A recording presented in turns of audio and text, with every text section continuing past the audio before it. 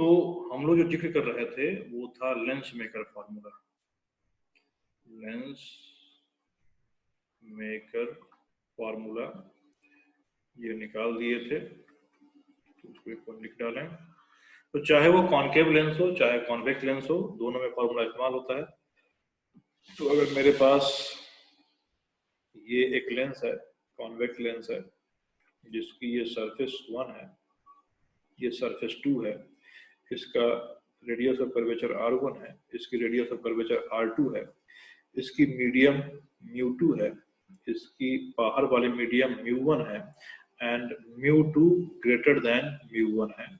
इस केस में ये कन्वर्जिंग लेंस होगा। इस केस में कन्वर्जिंग लेंस होगा, इसमें ये जो हो जाएगा कन्वर्जिंग हो जाएगा। और अगर μ2 स्मॉलर देन μ1 हो गया तो इस केस में डाइवर्जिंग हो जाएगा। तो हमेशा ये मान के नहीं चलना है कि हमेशा ये कन्वर्जिंग होगा, वो डिपेंड करेगा सराउंडिंग मीडियम पे कि बाहर वाला मीडियम क्या है। बाहर वाला मीडियम अगर ज्यादा डेंसर है तो उस केस में डाइवर्जिंग हो जाएगा, ये डाइवर्ज करेगा ये। और यहाँ पे जो फार्मूला आता है कि एक ऑब्जेक्ट रखा गया है, इधर ऑब्जेक्ट रखा गया है जो इसके ऑप्टिक सेंटर से, यहाँ ये ऑप्टिक सेंटर होता है, इस ऑप्टिक सेंटर से u दूरी पर रखा गया है और उसकी इमेज कहीं यहाँ बनती है v पे, इसकी इमेज बनती है। तो यहाँ जो हम लोग इस्तेमाल करते हैं 1/v minus 1/u equal to μ2 with respect to 1, और यहाँ पे आ जाएगा यहाँ पे 1/r1 minus 1/r2। और जो फॉर्मूला निकला, ये फॉर्मूला निकला, इस फॉर्मूला को क्वेश्चन में अप्लाई करते वक्त साइन कन्वेंशन का ध्यान रखना है। इस फॉर्मूला को क्वेश्चन में अप्लाई करते वक्त साइन कन्वेंशन का खासा ध्यान रखना है। तो ये जो फार्मूला है ये एक काफी महत्वपूर्ण फार्मूला है और इसके बेस पे बहुत सारे और डेरिवेशन निकाले जा सकते हैं। तो जैसे एक सिंपल सा इसमें डेरिवेशन कर सकते हैं कि तुम लोग क्लास 10 में पढ़े होंगे लेंस फार्मूला के बारे में। लेंस फार्मूला के बारे में, उस लेंस फार्मूला को यहीं से, इसी फार्मूला से निकाला जा सकता है। लेंस मेकर फार्मूला अलग होता है और लेंस फार्मूला अलग होता है। इनफैक्ट उसका नाम होता है thin lens formula, thin lens formula. क्योंकि हम जिस लेंस की यहाँ जिक्र कर रहे हैं, चर्चा कर रहे हैं, वो जो लेंस है वो सारा का सारा लेंस क्या हो जाएगा, थिन लेंस होगा। कोई भी थिक लेंस में ये काम नहीं करेगा। थिक लेंस में और कॉम्प्लेक्सिटी आती है तो वहाँ काम नहीं करेगा ये। हम जो यहाँ चर्चा करेंगे थिन लेंस फार्मूला, और थिन लेंस फार्मूला जो आता है 1/v minus 1/u equal to 1/l। Same ये मिरर फार्मूला जैसा ही है, सेम मिरर फार्मूला जैसा। उसमें क्या होता है, उसमें बीच में प्लस होता है और इसमें माइनस होता है। ओके, तो यहाँ जो हम चर्चा करेंगे ये फार्मूला इससे कैसे आएगा, ये फार्मूला इससे कैसे आएगा। अब सपोज करो यहाँ जो फोकस होगा, कौन सा फोकस होगा, यहाँ पे दो लेंस का दो फोकस होता है, यहाँ कौन सा फोकस हम जिक्र कर रहे हैं, प्राइमरी के सेकेंडरी। यहाँ पे जो हम फोकस की बात कर रहे हैं वो कौन सा फोकस, प्राइमरी की सेकेंडरी, बता सकते हो? Primary sir. अच्छा, इसका प्राइमरी कहाँ होगा, लेफ्ट में कि राइट में? लेफ्ट। तो प्राइमरी फोकस यहाँ पे आ गया, इसका नाम F1 देते हैं, और सेकेंडरी फोकस यहाँ आ गया F2 देते हैं। ठीक है, तो देख लेते हैं किसकी चर्चा होती है। अब देख लो, जब, ध्यान सुनना, जब ये R1 और R2 इक्वल नहीं होगा, R1 not equal to R2 नहीं होगा, उस समय में focal length F1, focal length of F1, focal length of F1 and focal length of F2 दोनों इक्वल नहीं होंगे। क्योंकि फोकल लेंथ क्या हो जाता है, focal length radius of curvature by 2 होता है। तो फॉर्मूला यहाँ भी अप्लाई होगा। तो जब दोनों का रेडियस ही सेम नहीं होगा, दोनों का फोकल लेंथ सेम नहीं होगा। हाँ, दोनों का फोकल लेंथ, मतलब primary focus focal length and secondary focal length, मतलब प्राइमरी फोकल लेंथ क्या हो गया, यहाँ से इसकी दूरी, और सेकेंडरी क्या हो गया, यहाँ से इसकी दूरी। ये दोनों लेंथ तभी सेम होगा जब ये दोनों का जो रेडियस कर्वेचर है दोनों का सेम। ठीक है, अब एक जो जनरल कन्वेंशन है, उस कन्वेंशन के हिसाब से हम लेंस बनाते हैं। तो ये लेंस ऐसा बनाया हमने इस तरीके से, ये प्रिंसिपल एक्सिस डाला इसमें, और ये जो सरफेस है फर्स्ट सरफेस, ये सेकंड सरफेस, इसको हमने R1 रेडियस का बोला कर्वेचर का, इसको R2 का बोला। अब ये जो हो जाएगा, यहाँ पे कहीं C1 आ जाएगा और यहाँ पे कहीं C2 आ जाएगा। इससे कॉरस्पॉन्डिंग फोकल लेंथ f1 यहाँ पे आएगा और इससे कॉरस्पॉन्डिंग फोकल लेंथ f2 यहाँ पे आएगा। ये ऑप्टिक सेंटर होगा। अब इसमें focal length 1 not equal to focal length 2 because R1 not equal to R2 equal to। अब देखो जनरल कन्वेंशन क्या है कि हम जो फोकल लेंथ डिफाइन करते हैं, तो फोकल लेंथ जो डिफाइन किया जाता है वो किस तरीके से कि ऑब्जेक्ट इंफिनिटी पे होना चाहिए, वहां से रेज आनी चाहिए, वो सारी रेज क्या होगी, पैरेलल होगी। इंफिनिटी पे कोई भी जो ऑब्जेक्ट होगा तो वहां से निकलने वाली रो रेज होगी जो इस लेंस में इंसिडेंट होगी, रे होगी तो इस लेंस में इंसिडेंट होगी। कैसे होगी देखो आप, मान लो यहाँ पे मैंने एक पॉइंट ऑब्जेक्ट ले लिया, यहाँ पे मैंने पॉइंट ऑब्जेक्ट ले लिया और इससे काफी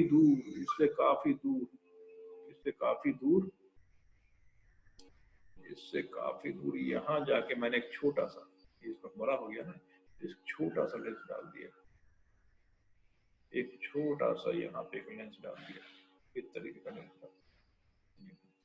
अब देखो इसमें जो रेज निकलेंगी, मैं इसमें 2 रेज दिखाता हूँ। एक रेज ये निकला, एक रेज ये निकला और दूसरा रे ये निकला।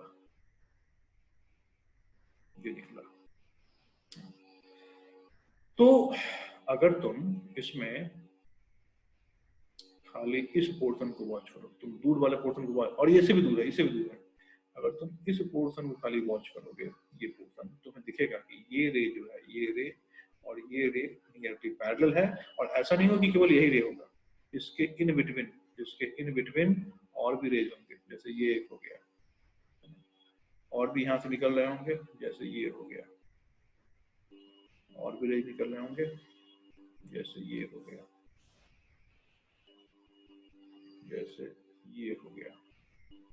रेज तो और भी निकल रहे होंगे, ऐसा नहीं कि वही रेज होगा, ये रेज ये भी आ रहा होगा, रेज जो है ये भी आ रहा होगा, लेकिन हमें उस रे की बात करनी है। रे तो ये भी होगा, रे ये भी होगा, है ना, रे ये भी होगा, बहुत सारे इनफाइनाइट रे निकलने होंगे ना, रे ये भी होगा, रे ये भी होगा, इनफाइनाइट बहुत सारे रे निकलने होंगे, बहुत सारे रे ये भी होगा, इनफाइनाइट बहुत सारे निकलने होंगे।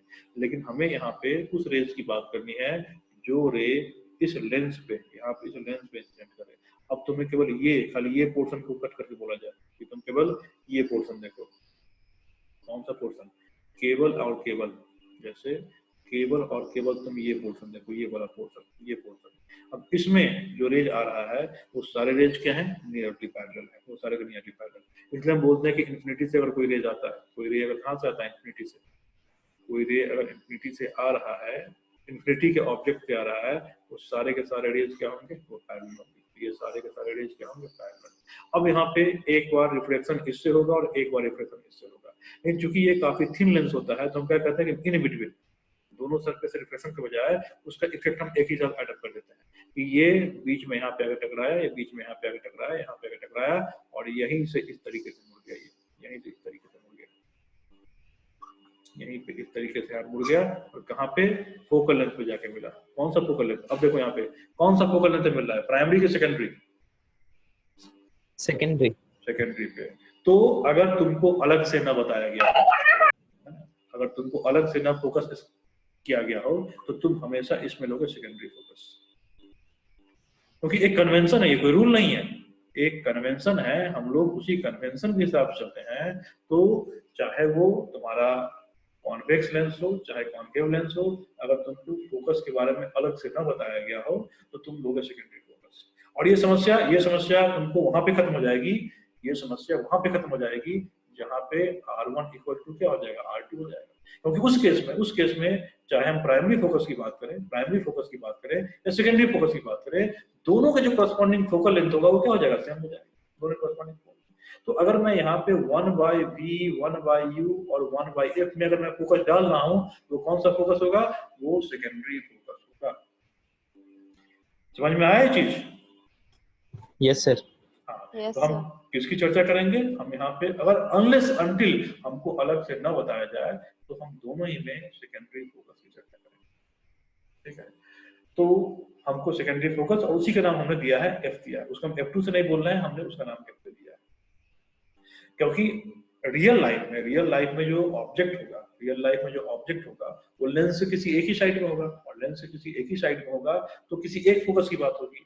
तो उसी चीज को यहाँ पे थ्योरेटिकली जो मैप किया गया है कि हमेशा, जैसे मान लो हम यहाँ देखते हैं चीजें कहाँ से आ रही है, इस तरीके से आ रही है, तो जो आ रही है तो उसके दूसरे साइड वाला जो फोकस होगा उसकी बात होगी, और वो क्या होगा? सेकेंडरी फोकस की बात।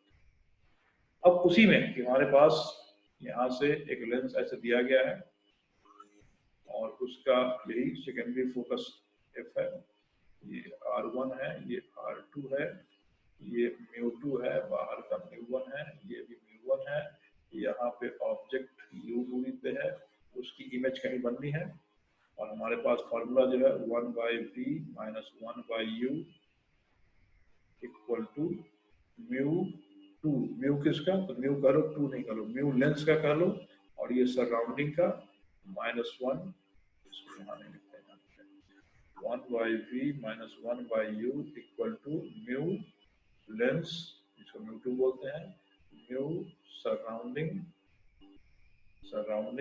-1 into 1 minus R2 R1 1 minus R2, ये हमने लिख दिया। अब देखो फोकल लेंथ कैसे निकालेंगे इसमें से, वही सेकेंडरी फोकल लेंथ कैसे निकालेंगे, उसको निकालने का क्या तरीका होगा? तो सेकेंडरी फोकल लेंथ निकालने के लिए उस फॉर्मूले को कैसे इस्तेमाल किया जाएगा? तो रेज जो होगी वो कन्वर्ज होती है सेकेंडरी फोकल लेंथ पे, और वहां पे कन्वर्ज हो रही है, तो हम क्या करेंगे? रेज कन्वर्ज होगी सेकेंडरी फोकल लेंथ पे, लेकिन किसके लिए? जब ऑब्जेक्ट कहाँ पे होगा, तो ऑब्जेक्ट मतलब u की वैल्यू कितनी हो जाएगी? इन्फिनिटी डाल देंगे। u की वैल्यू जब इन्फिनिटी होगी उस समय सारा का सारा रे जो इस पे इंसिडेंट होगा, आफ्टर इंसिडेंट कहाँ पे कन्वर्ज करेगा? वो फोकस पे कन्वर्ट करेगा। फोकस मतलब सेकेंडरी फोकस। अब वो जहां पे कन्वर्ज कर रहा है उसकी दूरी वहां से मेजर कर लेंगे ऑप्टिक सेंटर से, तो मुझे सेकेंडरी फोकल लेंथ मिल जाएगा। इसी चीज को इस फॉर्मूले में कैसे इस्तेमाल करें? इस फॉर्मूले में हम बोलेंगे, इस फॉर्मूले में कि ये जो है कौन सा, ये इस फॉर्मूले में अगर u की वैल्यू कितनी डाली जाए? माइनस इन्फिनिटी डाली जाए। u की वैल्यू कितनी डाली जाए? माइनस इन्फिनिटी डाली जाए। उस समय में जो ऑब्जेक्ट होगा वो होगा इन्फिनिटी पे, और उस ऑब्जेक्ट की जो इमेज बनेगी कहाँ बनेगी? वो बनेगी फोकल लेंथ पे, सेकेंडरी फोकल वाले पे। मतलब उसमें v जो हो जाएगा, v कितना हो जाएगा? f हो जाएगा। अब v f हो जाएगा। अब देखो v को मेजर करने के लिए हम इंसिडेंट रे के अलोंग चल रहे हैं, तो v की वैल्यू क्या होगी? पॉजिटिव होगी। अब इस फॉर्मूले में v के बदले क्या डाल देना है? f डाल देना है, और u के बदले कितना डालना है? माइनस इन्फिनिटी डालना है। तो यहाँ जब डालेंगे यहाँ पे हम f minus infinity equal to mu lens surrounding -1, और यहाँ पे 1/R1 माइनस 1/R2, ये तो 0 हो जाएगा, और ये यहाँ से 1/f equal to mu lens with respect to surrounding 1 and 1/R1 minus 1/R2। इस तरीके से हम क्या निकाल सकते हैं? Focal length. ये है फोकल लेंथ, और कौन सा फोकल लेंथ? ये है सेकेंडरी फोकल लेंथ, फोकस का फोकल लेंथ। ठीक है ये? Yes sir. Yes, sir. Okay. अब इस फॉर्मूले से हम लेंस थिन लेंस फॉर्मूला निकालेंगे। मतलब अब ये जो फॉर्मूला, मेरे पास दो फॉर्मूला आ गया, दो कॉमन फॉर्मूला है। एक तो हमारे पास लेंस मेकर फॉर्मूला है 1/v minus 1/u equal to mu of lens with respect to surrounding -1, and 1/R1 minus 1/R2, ये आ गया। ये फॉर्मूला तो हो गया लेंस फॉर्मूला। ये फॉर्मूला है लेंस मेकर फॉर्मूला। दूसरा इसमें सेकेंडरी फोकल लेंथ ये आ गया mu of lens surrounding -1, 1/R1 minus 1/R2 ये है फोकल लेंथ का formula,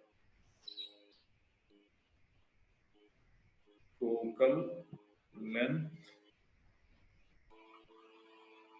of secondary focus, secondary focus. अब जरा 1 और 2, इसको मान लो ये है इक्वेशन 1 और ये है इक्वेशन 2। जब इक्वेशन 1 और 2 को कंबाइन करोगे, है ना, फ्रॉम इक्वेशन 1 तो देख सकते हो 1 by v minus 1 by u, v जिस चीज के इक्वल है वो 1 बाई एफ के भी इक्वल है। इसका मतलब फोकस निकालने के लिए या तो इसको इस्तेमाल कर लो, और चूंकि ये जो है इसके इक्वल है तो यहाँ फोकस निकालने के लिए तुम 1 by u minus 1 by b minus 1 by u को इस्तेमाल कर लो, और यही क्या बन जाता है, थिन लेंस फॉर्मूला। ये तीन फॉर्मूला है, ठीक। Yes, sir. बट इसमें एक छोटी छोटी समस्या है। इसमें एक छोटी समस्या क्या है कि चलो फोकल लेंथ का तो आ जाएगा, या फोकल लेंथ पता होगा तो आप फोकल लेंथ पता हो और ऑब्जेक्ट कहाँ पे रखा गया हो, इमेज कहाँ बनेगा, वो डिस्टेंस आ जाएगा। या फिर तुम्हें इमेज की लेंथ पता, इमेज डिस्टेंस पता हो, फोकल लेंथ पता हो, तो तुम यहाँ से ऑब्जेक्ट का डिस्टेंस निकाल सकते हो, तो आ जाएगा। लेकिन मैग्निफिकेशन नहीं आ पाएगा। मैग्निफिकेशन क्या होगा, वो नहीं आ पाएगा। मैग्निफिकेशन जो है वो आता है, लेकिन इसी को थोड़ा और कॉम्प्लेक्स तरीके से करना होता है।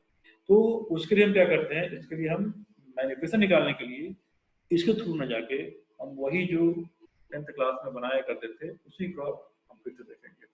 तो नेक्स्ट हेडिंग डाला जाए, नेक्स्ट हेडिंग डाला जाए कि प्रूफ करने में तुम दोनों इस्तेमाल कर सकते हो कि थिन लेंस फॉर्मूला क्या होगा, उसके लिए जो अभी लेंस मेकर से निकाले उसको भी इस्तेमाल कर सकते हो। लेकिन उसमें पहले तुमको क्या करना होगा, अगर मान लो 5 नंबर का क्वेश्चन आ गया तो तुम सीधे ऐसे नहीं सकते ना कि लेंस मेकर फॉर्मूला है, उसमें u इन्फिनिटी डाल दिया तो v कितना हो जाएगा, f हो जाएगा, 2 लाइन लिखोगे तो नंबर नहीं मिलेगा पूरा। तो उसके लिए क्या इस्तेमाल करोगे, उसके लिए जो अभी तरीका बता रहा है उसका इस्तेमाल करोगे। तो हेडिंग डालना है thin lens formula and linear magnification, linear magnification कि किसी भी ऑब्जेक्ट का जब लेंस के सामने डाला गया है तो एक जो फॉर्मूला आता है 1 by v minus 1 by u equal to 1 by f, और मैग्निफिकेशन जो होगा वो कितना हो जाएगा वो निकालना है। अगेन दोनों के लिए निकाल सकते हैं, दोनों के लिए निकाल सकते हैं। चलो यहाँ पे हम लेते हैं, चाहे कॉन्वेक्स हो चाहे कॉन्केव हो, दोनों को निकाल सकते हैं। तो फिलहाल हम यही ले लेते हैं।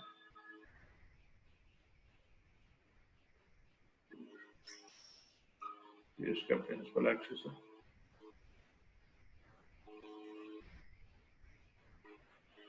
ये इसका ऑप्टिक सेंटर है, और हम यहाँ पे एक एक्सटेंडेड ऑब्जेक्ट लेते हैं, यहाँ पे एक एक्सटेंडेड ऑब्जेक्ट लेते हैं। ये इस ऑब्जेक्ट का नाम दे दिया ए बी, ये ए है, ये बी है, ये पॉइंट ए है, ये पॉइंट बी, और इसमें ये जो है सेंटर ऑफ कर्वेचर 2 है, यहाँ पे कहीं F1 आ जाएगा, इधर जो है सेंटर ऑफ कर्वेचर 1 हो जाएगा, यहाँ पे कहीं F2 आ जाएगा, फोकस 2 आ जाएगा।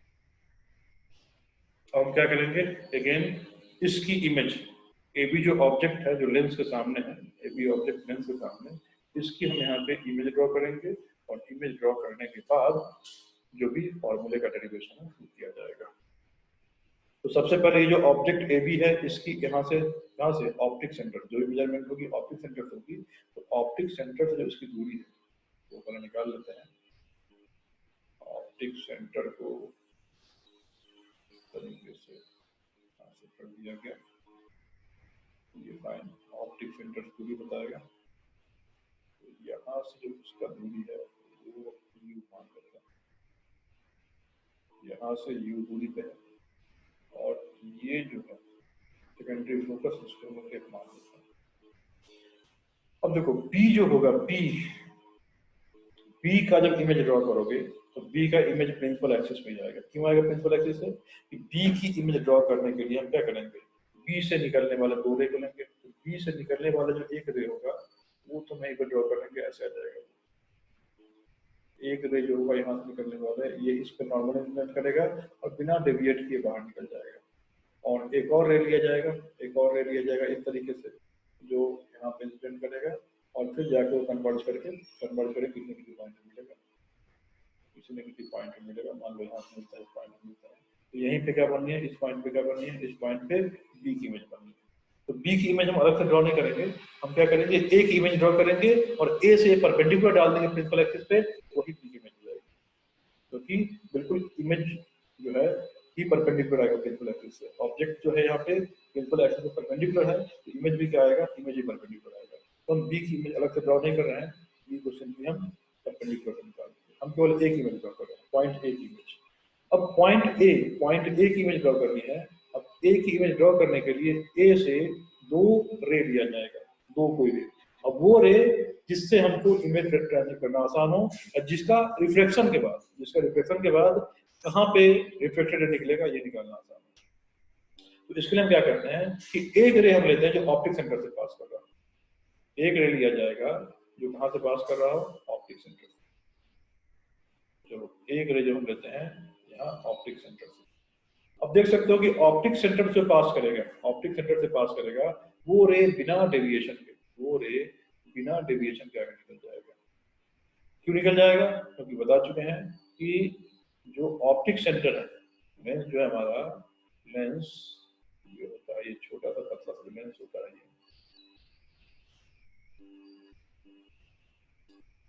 पतला सा लेंस होता है, इसको हम मान सकते हैं क्या कि बीच में क्या है, स्लैब है और उसके ऊपर दो प्रिज्म ऐसे रखा हुआ और ऑप्टिक सेंटर यहाँ पे है। तो जो भी ऑप्टिक सेंटर से पास करेगा वो सब कहाँ से गुजरेगा, इस स्लैब वाले पोर्शन से गुजरेगा। और स्लैब वाले पोर्शन में डेविएशन जो है वो 0 होता है। बस क्या होता है, पैरेलल शिफ्ट होता है और वो पैरेलल शिफ्ट थिकनेस पे डिपेंड करता है। और चूंकि थिन लेंस है, मतलब ये काफी पतला होगा, तो यहाँ जो भी इसका पैरेलल शिफ्ट होगा, उस पैरेलल शिफ्ट को हम इग्नोर कर सकते हैं। तो जो ऑप्टिक सेंटर से लाइन गुजरेगा, वो बिना किसी डेविएशन के निकल जाएगा। ये समझ में आया? ठीक है ये। Yes sir. तो पहला लाइन तो ये हो गया। दूसरा लाइन इसमें से ले लो प्रिंसिपल एक्सिस के पैरेलल। दूसरा लाइन प्रिंसिपल एक्सिस के पैरेलल ले लो, और जब ये प्रिंसिपल एक्सिस के पैरेलल है तो आफ्टर रिफ्लेक्शन कहाँ से निकलेगा, ये आफ्टर रिफ्लेक्शन निकलेगा फोकस से। आफ्टर रिफ्लेक्शन ये निकलेगा फोकस से, इस तरीके से फोकस से निकलेगा। तो इस तरीके से फोकस से निकल लिया और फोकस से निकला। अब जहां पे दोनों मिलेंगे, जहां पे दोनों मिल रहे हैं, जहां पे एक दूसरे को क्रॉस कर रहे हैं, कहां पे क्रॉस कर रहा है, इस पॉइंट पे क्रॉस कर रहा है। तो यहीं पे एक इमेज बनेगी ए डैश, यहीं पे एक इमेज बनेगी ए डैश। और फिर बी डैश निकालने, बी की इमेज निकालने के लिए हम क्या करेंगे कि इसी पे एक परपेंडिकुलर डाल दिया, इस तरीके से परपेंडिकुलर डाल दिया, तो यही जो हो गया, तो लाइन ड्रॉ किया मैंने, एरो ड्रॉ किया है, वही एरो जो हो जाएगा वो हो जाएगा इमेज किसकी, ए बी की इमेज हो जाएगी। ये है यहाँ पे ऑब्जेक्ट, ये है ऑब्जेक्ट, और ये जो बना उसका इमेज बना। अब इमेज कैसा होगा, तो ये होगा रियल इमेज। रियल इमेज क्यों? क्योंकि यहाँ पे सही में आफ्टर रिफ्लेक्शन जो रेज हैं वो सही मिल रहे हैं, और एक्चुअल जब मिलता है तो जो इमेज बनता है वही रियल इमेज होता है।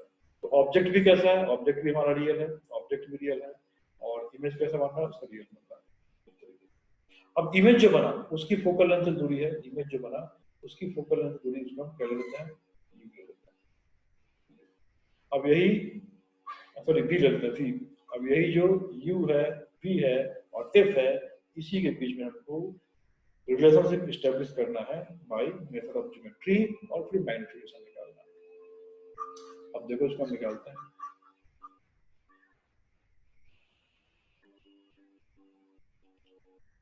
अब अगेन जैसे मिरर फार्मूला में रिजल्ट स्टैब्लिश किया था वैसे यहाँ भी स्टैब्लिश करेंगे। अब हमको वही दो ट्रायंगल ढूंढना पड़ेगा, तो हम ट्रायंगल ढूंढते हैं। Triangle AOB, triangle AOB similar to triangle A-OB dash. Triangle AOB कौन सा हो गया? AOB ये एंड ये ट्रायंगल, ये सिमिलर किसके तो है A-OB डैश। A डैश ये हो गया, O ये हो गया, ये A dash O and B dash, ये ट्रायंगल दोनों सिमिलर होगा। क्यों सिमिलर हुआ? क्योंकि ये एंगल और ये एंगल आपस में इक्वल है और ये एंगल और ये एंगल आपस में इक्वल है। अब किसी भी ट्रायंगल में दो एंगल अगर सेम होता है तो हम उसमें सिमिलरिटी का कंसेप्ट लगा सकते हैं। तो यहाँ जब सिमिलरिटी का कंसेप्ट लगाएंगे तो क्या लिखा जाएगा? सिमिलरिटी का कंसेप्ट जब लगेगा तो लिखा जाएगा क्या? देखो हम लिख सकते हैं यहाँ पे A डैश B डैश मतलब दिस अपॉन AB, ये AB इक्वल ये वाला लेंथ OB डैश अपॉन फिर ये वाला लेंथ करस्पॉन्डिंग हो जाएगा, ये हम लिख सकते हैं। ये ज्योमेट्री से हम इसको लिख सकते हैं। अब हम एक और ट्रायंगल देखते हैं। अब ये जो पॉइंट है, इस पॉइंट का कुछ नाम दे दो, इस पॉइंट का नाम दे दो M, इस पॉइंट का नाम दे दो M। अब एक और ट्रायंगल यहाँ बन रहा होगा, कौन सा?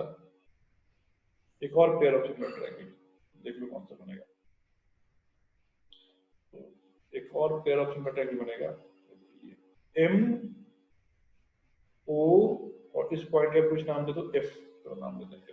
MOF एक ट्रायंगल ये हुआ, मतलब triangle MOF similar to triangle A dash B dash and F, similar to triangle A dash B dash F।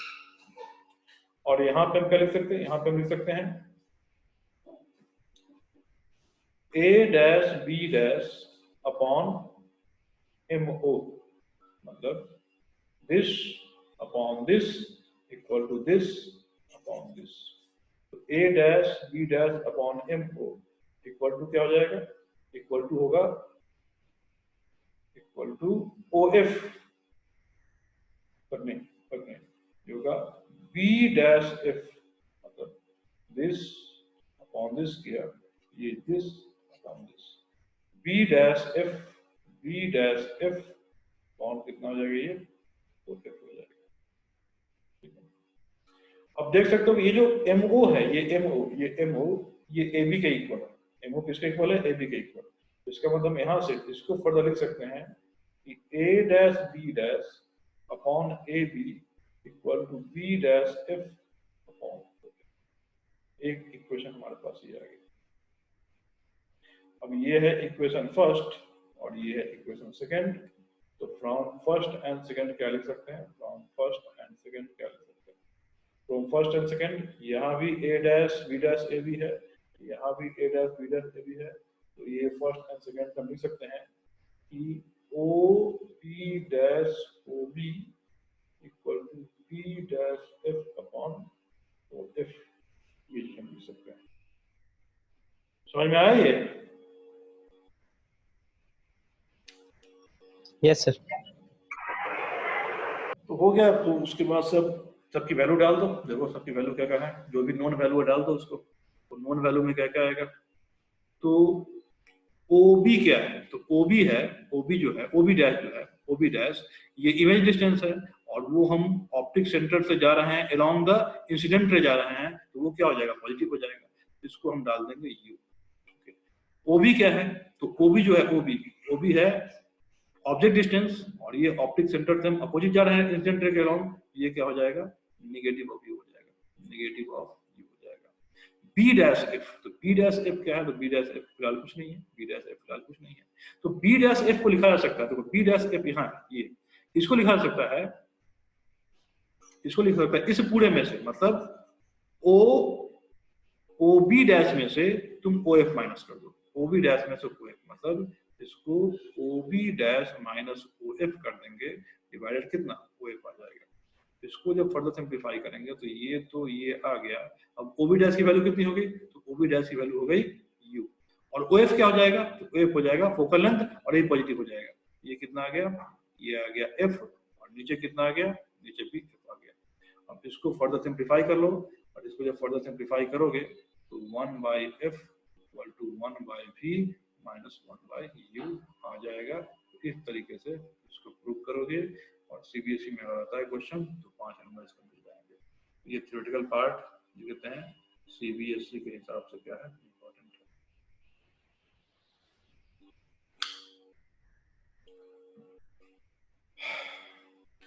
ठीक, समझ में आ गया? Yes sir. इसमें कुछ पोर्शन मिटा दें, हमको मैन्युफैक्चर निकालना है। Yes sir. Yes sir. कुछ पोर्शन मिटाते हैं इसमें से।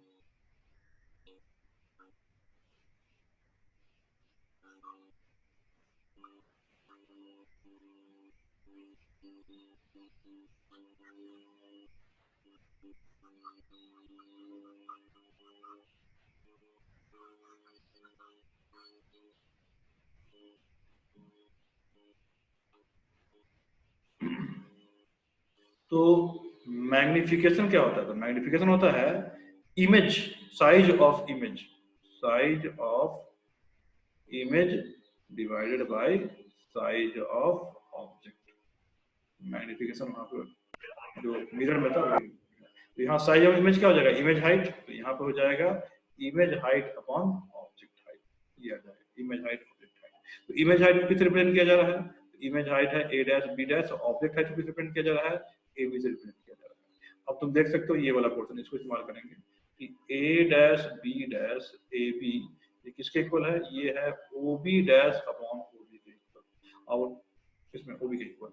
अब इसको जब सिंप्लीफाई करेंगे यहाँ पे इसको कि a डैश b डैश किसके इक्वल आएगा, तो a डैश b डैश जो है ob डैश अपॉन ob के इक्वल, और ob क्या है, OB है U किस में आएगा, तो माइनस में आएगा। ये क्यों, क्योंकि जब इसको मेजर करेंगे तो इंसिडेंट रे के अपोजिट चलना पड़ेगा, ये आ जाएगा माइनस U में आ जाएगा।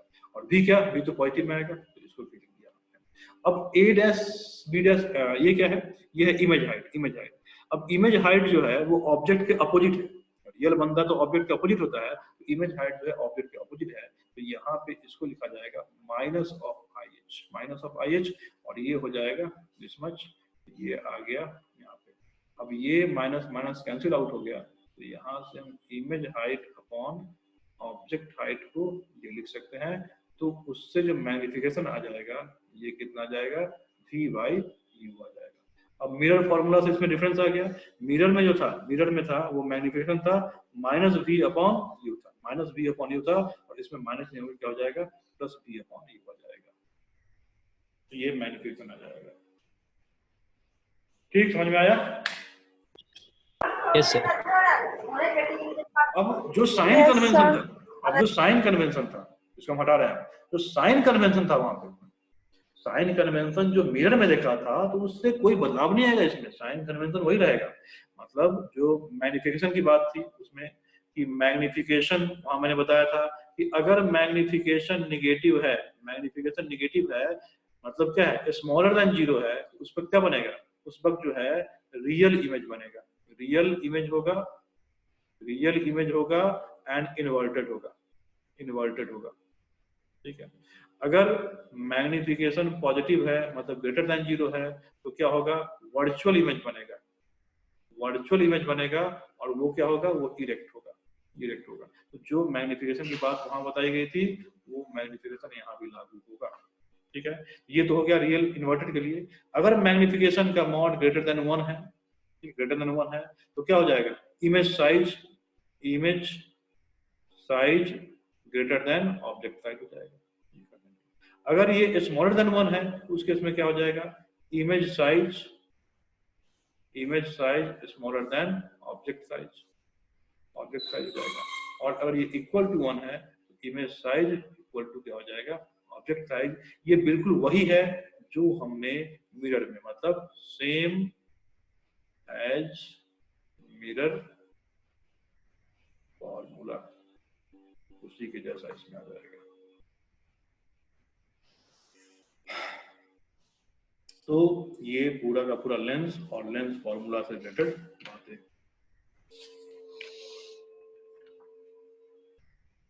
समझ में आया? Yes yes sir. sir okay, तो लेंस का ये हो गया। अब अगले क्लास में इसी में एक न्यूटन फॉर्मूला होता है, उसकी चर्चा करेंगे और फिर उसमें कुछ डिफरेंट केस देखेंगे कि इक्वी कॉन्वेक्स लेंस या इक्वी कॉन्केव लेंस होगा, उसमें R1 इक्वल टू R2 हो जाएगा, उस वक्त फॉर्मूला क्या बनेगा। प्लेनो कॉन्केव या प्लेनो कॉन्वेक्स लेंस होगा, उस वक्त क्या फॉर्मूला बनेगा, ये सब कुछ चर्चा करेंगे।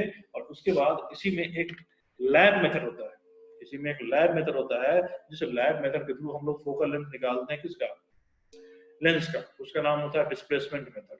तो उसकी चर्चा करेंगे।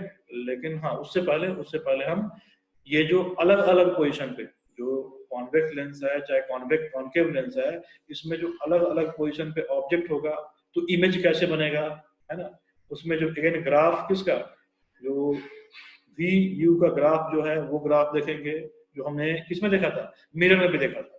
जो मिरर में देखा था तो सेम यहाँ भी वैसा ही बनेगा। तो एक बार मिरर वाला तुम रिवाइज कर लेना, जैसा मिरर में ग्राफ बना था, जैसा ग्राफ मिरर में बना था, कि याद हो कि मिरर में जो ग्राफ बना था, है ना, कुछ इस तरीके का ग्राफ बना था, कुछ इस तरीके का ग्राफ रहा होगा, कुछ इस तरीके का ग्राफ रहा होगा, है ना। तो इसमें भी ऐसा ही ग्राफ बनेगा, क्योंकि उसमें जो फॉर्मूला था और इसमें जो फॉर्मूला है केवल माइनस और प्लस का फर्क है, बाकी सेम होगा। तो उसमें जो था, इसमें ग्राफ का नेचर सेम होगा, तो ग्राफ पे डिस्कस चर्चा करेंगे। और वही इमेज का नेचर याद है कि नहीं कुछ उसमें। यस सर याद है।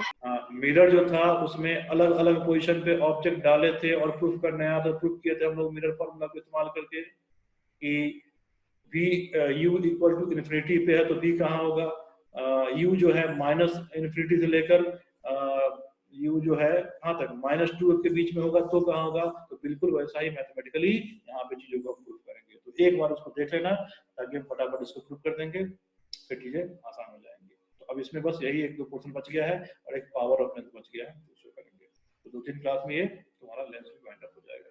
तो ये यहाँ पे अब टाइम खत्म हो चुका है, तो ये क्लास हम लोग यहीं पे खत्म करते हैं। फिर जो है कल क्लास होगी, कल सैटरडे है, फिर भी क्लास होगी, कल क्लास होगी क्योंकि कल वाला एक मिस हो गया था, तो कल क्लास होगी, संडे को छुट्टी करेंगे। चलो फिर इसको वहीं पे एंड अप करते हैं।